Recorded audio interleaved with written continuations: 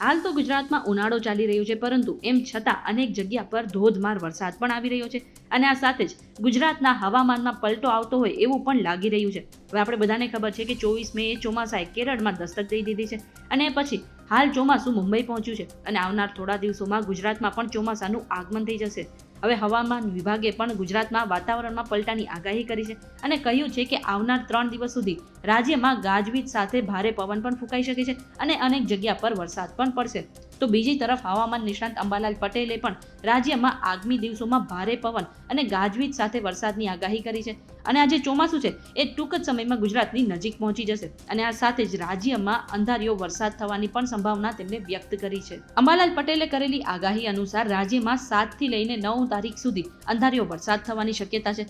સાથે તેમણે એમ પણ જણાવ્યું છે કે 10 જૂન સુધીમાં ચોમાસું ગુજરાતમાં પ્રવેશ કરી શકે છે અને રાજ્યમાં તોફાની વરસાદની આગાહી કરતા તેમણે એમ પણ કહ્યું છે કે દક્ષિણ અને મધ્ય ગુજરાતમાં ચોમાસું પહેલા પ્રવેશ કરશે અને ભારે ગાજવીજ સાથે વરસાદ પણ આવી શકે છે. તો હવે અત્યારે તમારી આસપાસના વિસ્તારમાં અથવા તો તમારા વિસ્તારમાં ચોમાસા જેવી સ્થિતિ છે કે નહીં, કમેન્ટ કરીને જરૂરથી જણાવી દેજો.